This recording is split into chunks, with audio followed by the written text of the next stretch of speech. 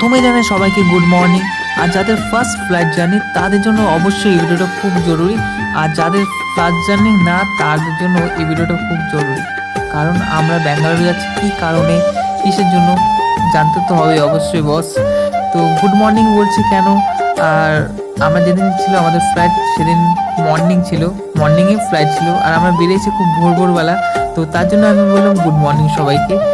তো যখনই video upload করি, যাই হোক তার টাইম তো মানে ফ্লাইটের টাইম যে অনুযায়ী সেই অনুযায়ী আমি বলছি গুড মর্নিং। তো আসার পর আমাদের বোর্ডিং পাস নেওয়ার জন্য যা যা প্রসেসিং করতে হয় সবগুলো করছি। আমাদের ছোট্ট সেলিব্রিটি, আমার ছোট্ট বাবা দেখতে পাচ্ছি সবার সঙ্গে ফটো তোলায় ব্যস্ত আছে। তো ফাইনালি আমার কোলের শিশু অবশেষে আসলো, আসতে চাইছিল না, জোর করে নিয়ে আসা হলো। দেখতে পাচ্ছ এখন চোখে রাগ আছে হালকা হালকা, যে কেন নিয়ে আসলাম জোর করে। তো এখন আমরা ঘোরাঘুরি করছি, আর সেকেন্ড ধাপে আমরা যাবো এখন। আর তার আগে আমাদের খুব চেষ্টা পেয়েছিল, এখন জল খেয়ে নেবো। আর আমাদের ফ্লাইট জানি এটা 3বার উঠবো, মানে 3য় বার উঠবো ফ্লাইটে। তো আমার কোনো সেরকম এক্সাইটমেন্ট ছিল না, জাস্ট আসলাম, ফটো তুলছি কিছুটা।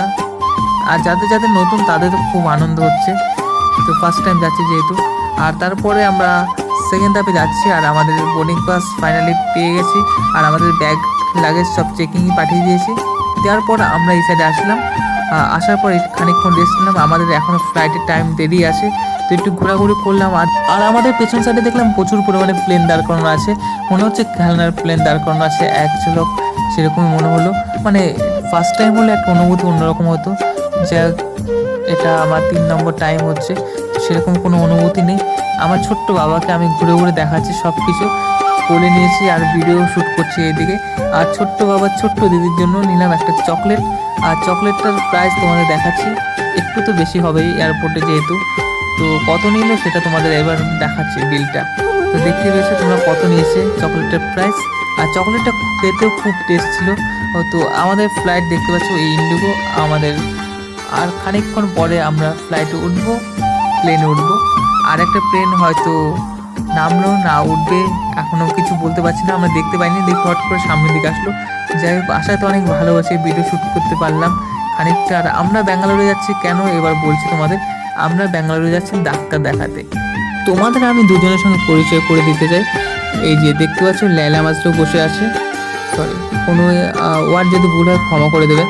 তো যাই হোক দিদি যাই হোক, আর আমার ছোট্ট মামার সঙ্গে তো আমি অনেক অনেক পরিমাণে ভিডিও করছি। আর ব্যাঙ্গালোরে যারা যেতে চাও আর কোথায় কীভাবে থাকবেন, কোথায় ডাক্তার দেখাবেন, সব এই ভিডিওর মাধ্যমে বলবো। সরি এই ভিডিও কিংবা সেকেন্ড পার্টেও বলবো, এক ভিডিওতে এত কিছু শেয়ার করা যায় না। যাই হোক এখন আমরা যাবো ফ্লাইটে উঠবো, আমাদের টাইম হয়ে গেছে। তো আমরা সবার শেষে উঠছি, আমাদের অ্যানাউন্স করছিল, আমরা বলছি না পরেই যাবো, অ্যানাউন্স করুক তারপরে আমাদের অ্যানাউন্স করার পরে এখন আমরা যাচ্ছি ফ্লাইটে উঠবো এখন। আর আমাদের প্লেনটা তোমাদের এক সাইড দিয়ে দেখাচ্ছি, সরি আমাদের প্লেন পার্সোনাল প্লেন আমার। তো এখন যাবো, পরপর লাইন লেগে গেছিলো, এই যে দেখা যাচ্ছে হালকা হালকা করে দেখাচ্ছি তোমাদের। আর যাবো গিয়ে তো ব্যাঙ্গালোরের ভিডিও তো অনেক অনেক পরিমাণে পোস্ট করছে, আর তোমাদের অনেক ভালোবাসাও পেয়েছি, সেই কারণে আজ ফুল ভিডিওটা এডিট করছি। ব্যাঙ্গালোরে যেতে হলে কী কী জিনিস ক্যারি করতে হবে সেটা আমি বলছি। একটু মোটা ধরনের জামা প্যান্ট নেবেন, তাহলে ভালো হয় সব থেকে। হালকা হালকা ঠান্ডা আছে, বৃষ্টি হলে একটু বেশি ঠান্ডা লাগে। তো আমার তো খুব মজা লেগেছিলো ঠান্ডার কারণে। আমাদের কলকাতায় যে পরিমাণে গরম, আর ব্যাঙ্গালোরে খুবই মজা লেগেছিলো, তাই হালকা হালকা ঠান্ডা। আমাদের কলকাতার ওয়েদার যদি এরকম হতো খুবই মজা হতো। তো কথা বলতে বলতে আমাদের ফ্লাইট ছেড়ে দিল, আর উপর থেকে আমাদের কলকাতাটাকে দেখো কত সুন্দর লাগছে, মনে হচ্ছে আর্টিফিশিয়াল প্রজেক্টের মতো লাগছে। আর আমি পুরো জানলার পাশে বসেছিলাম। আর যারা ফ্লাইট জার্নি করো তাদের কাছে জানলার পাশের বসাটা কত গুরুত্বপূর্ণ সে শুধুমাত্র সেই জানে, মানে পুরো মজাটাই নালে মাটি হয়ে যায় জানলার পাশে যদি নাই বসা হয়। তো জানলার সামনে বসলে সুন্দর সুন্দর ভিউ দেখা যায়, অনেক মজা লাগে। তো কথা বলতে বলতে চোখ পুরো লেগে আসছে, আর দেখলাম মেঘগুলো পুরো তুলোর মতো ভেসে ভেসে আসে, যেমন লাগছে উপর দিয়ে হেঁটে হেঁটে যাওয়া যাবে এরকম লাগছে। তো আর চোখে ঘুম ঘুম চলে এসছে, তো সুন্দর ভিউ দেখতে দেখতে যাচ্ছি, আর একটু ঘুমিয়ে নিয়েছি। আর উপর থেকে দেখো কত সুন্দর লাগছিল দেখতে, আর নিচে ঘরগুলো হালকা হালকা দেখা যাচ্ছিল, আমি আবার জুম করে দেখছি। আর আমাদের ছোট্ট সেলিব্রিটি দেখো শুয়ে পড়েছে, মানে প্রচুর ঘুম। আর প্লেনের মধ্যে একটুখানি মানে কান্না করেছিল, তো ওর মা বাবার কাছে ছিল, ওই জায়গা থেকে আবার নিয়ে এসেছি আমি। আর দেখতে পাচ্ছি উপর থেকে ব্যাঙ্গালোরের মাটিগুলো কত সুন্দর লাগছে দেখতে, আর গার্ডেনগুলো তো অসাম লাগছে। তো আমাদের প্লেন এখন নিচে নামলো, আর এখন আমাদের ছোট্ট বাবা ঘুমের থেকে উঠেন, এখন শুয়ে আছে। তো আমরা খানিকক্ষণ পরে নামবো প্লেন থেকে। আর ব্যাঙ্গালোরের এয়ারপোর্টটা ছিল খুবই বড়, খুবই সুন্দর। আর প্লেনগুলো দেখে মনে হচ্ছে কোনো মেলার মধ্যে যে স্ট্যাচুগুলো আছে, মানে প্লেনের যে মডেলগুলো আছে সেইগুলো পুরো দাঁড় করানো আছে পরপর সারি সারি, এরকম লাগছিল। এখন আমরা নিচে নামবো, তো সবাই এক এক করে নিচে নামছে।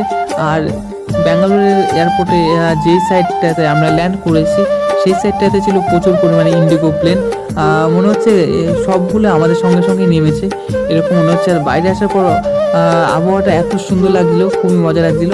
আর ঘুমের ঘোরটাও কেটে গেছে। এখন আমরা যাব বাসে করে এয়ারপোর্টে।